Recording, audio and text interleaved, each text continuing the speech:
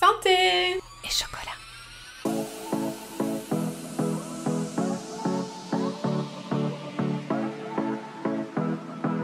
Bonjour et bienvenue dans Santé et chocolat, le podcast qui sème les graines d'une vie plus saine tout en gourmandise, où j'aborderai avec vous la nutrition selon une approche métabolique et holistique. Je suis Céline Faustin, diététicienne nutritionniste depuis 2005, spécialisée dans le rééquilibrage alimentaire avec des notions de psychonutrition et de micronutrition.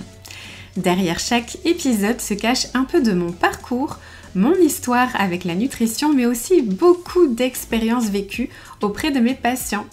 La compréhension du fonctionnement de votre métabolisme est une notion essentielle à mes yeux et je vous le partage ici dans ce podcast. D'ailleurs, j'aborderai les thématiques comme la perte de poids, la productivité, la prévention santé, le sucre, des sujets qui me passionnent et qui sont la base de mes accompagnements.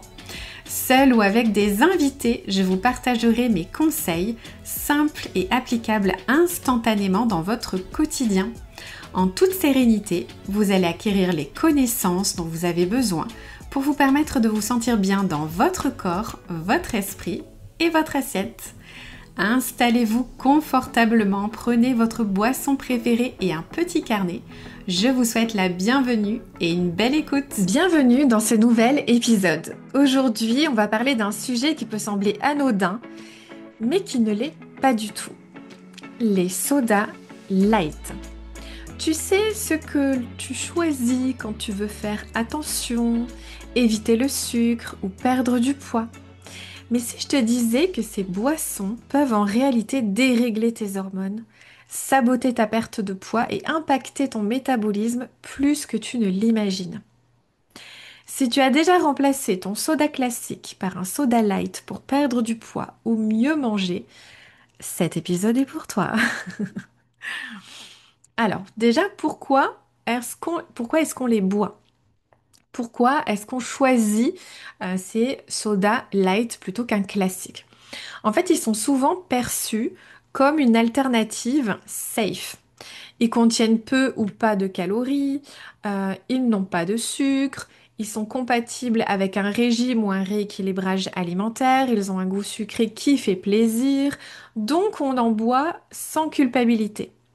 Mais cette perception est un piège, car derrière l'absence de sucre, il y a la présence d'édulcorants artificiels comme l'aspartame, le sucralose, l'acésulfame de potassium, et c'est là que ça commence à se compliquer. Alors, quel est leur impact sur nos hormones? Voici comment ces boissons peuvent ruiner ton équilibre hormonal. Premièrement, ça trompe ton cerveau. Dès que tu bois un soda light, ton cerveau perçoit le goût sucré. Il se prépare donc à recevoir une source d'énergie comme du sucre. Aussi, il sécrète donc de l'insuline, cette hormone dont le rôle est de faire baisser la glycémie. Sauf que cette énergie n'arrive jamais. Ce sucre n'arrive jamais. Tu crées donc une forme de confusion métabolique. Ton corps attend du sucre, il ne le reçoit pas, de l'insuline est sécrétée pour rien. Et à long terme, cette réaction répétée peut favoriser une résistance à l'insuline, des fringales, une prise de poids abdominale ou un déséquilibre hormonal. Et tu sais quoi? Certaines études montrent que les consommateurs réguliers de soda light ont autant de risques, si ce n'est plus, de prendre du poids que ceux qui boivent des sodas sucrés. Alors, on va rentrer dans le détail de l'impact sur notre corps. Déjà, les édulcorants perturbent notre microbiote intestinal. Tes intestins sont peuplés d'une centaine de milliards, enfin 2 centaines de milliards de bactéries. Et du coup, ce microbiote joue un rôle fondamental dans ta digestion, ton immunité, ton équilibre hormonal, et même dans tes signaux de faim et de satiété. Or, de nombreuses études ont montré que certains édulcorants artificiels déséquilibrent la composition du microbiote. Ils diminuent la diversité bactérienne, favorisent les mauvaises souches et peuvent créer un état inflammatoire de bas grade. Ce déséquilibre a des conséquences en cascade. Moins bonne digestion, moins bonne absorption des nutriments, c'est-à-dire que tu manges équilibré et ce que tu arrives à manger de sain, de légumes, de fruits, plein de vitamines, de minéraux, c'est même pas absorbé. Donc tu fais des efforts pour rien en gros. Autre conséquence, inflammation silencieuse, résistance à l'insuline, fatigue chronique, fringale accrue, un ballonnement, trouble de l'humeur. Et surtout, une dérégulation hormonale globale parce que ton intestin est un acteur clé dans le métabolisme des œstrogènes, de la leptine, du cortisol par exemple.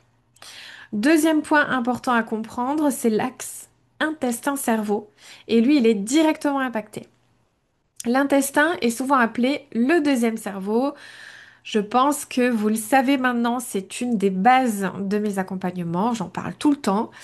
Et il se trouve que ces intestins produisent 95% de notre sérotonine, c'est l'hormone du bien-être, et une grande partie de notre dopamine aussi, l'hormone qui va nous doper, nous booster. Et ces intestins communiquent en permanence avec notre cerveau via le nerf vague. Quand notre microbiote est déséquilibré par les édulcorants, évidemment, cette communication entre les intestins et le cerveau devient brouillée. Les signaux de satiété ne passent plus correctement, on peut avoir faim sans raison, on peut ressentir des envies de sucre incontrôlables, notre morale est en baisse, notre sommeil est perturbé. Résultat, plus de stress, plus de fatigue, plus de compulsions et une perte de poids de plus en plus difficile. Troisième point important, c'est que les édulcorants modifient notre métabolisme et notre réponse à l'insuline. Je l'ai dit tout à l'heure, mais je le répète parce que c'est important. Ton cerveau attend une réponse énergétique lorsqu'il détecte un goût sucré. Donc il prépare ton pancréas à sécréter de l'insuline. Mais avec un soda light, il n'y a pas de vraie source d'énergie. Le corps est trompé. Et à force, il perd la capacité à répondre correctement à l'insuline.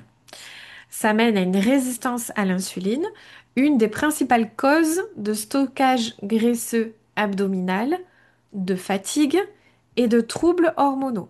Vous allez voir, je vous l'annonce, la résistance à l'insuline, bientôt tout le monde en parlera.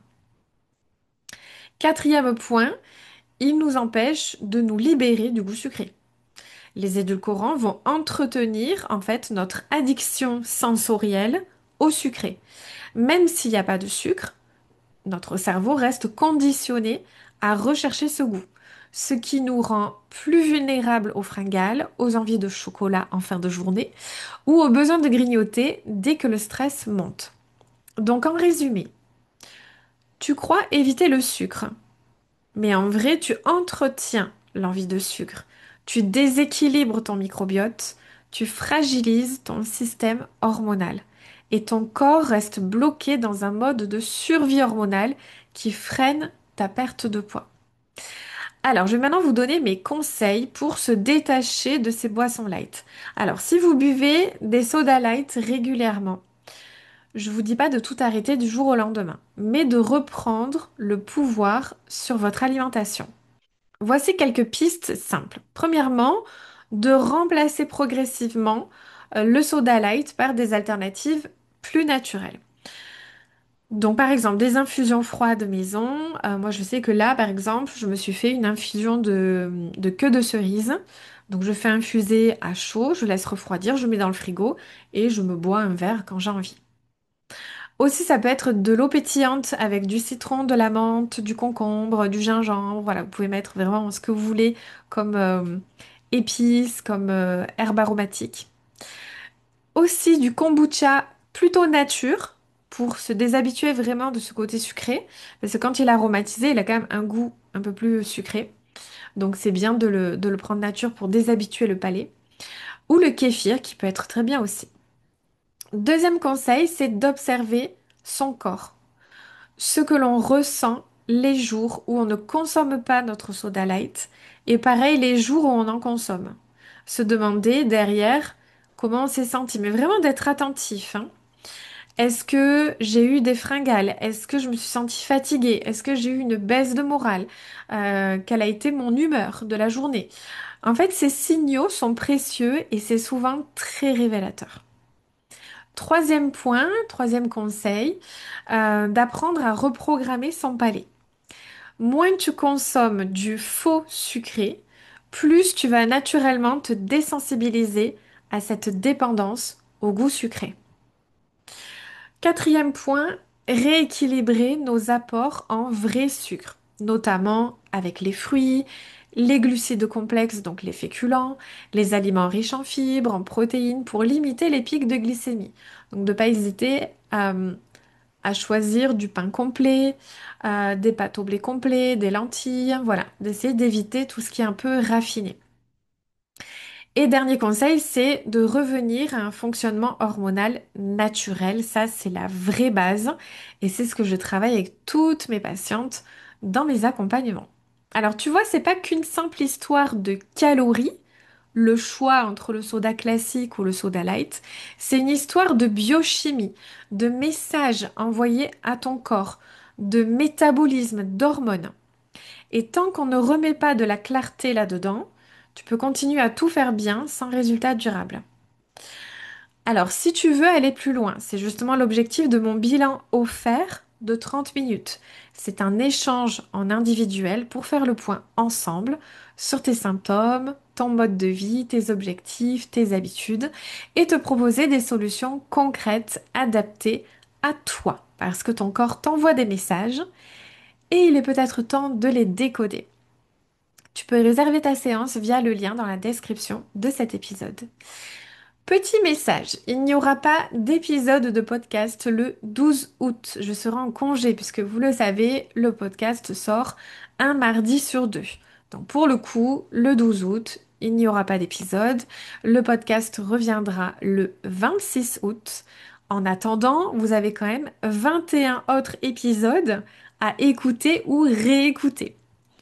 Quant à moi, je vous retrouverai avec grand plaisir dans un prochain épisode. En attendant, si l'épisode du jour vous a plu, s'il vous a inspiré et motivé à prendre soin de vous dans votre quotidien, n'hésitez pas à le partager autour de vous, ainsi qu'à laisser une jolie note et un avis si vous souhaitez soutenir le podcast. Vos notes et vos avis sont une vraie aide pour nous qui créons du contenu. Alors merci à toutes les personnes qui le feront. Vous ne vous rendez pas compte à quel point c'est important. Merci encore une fois, belle fin de journée et à très vite.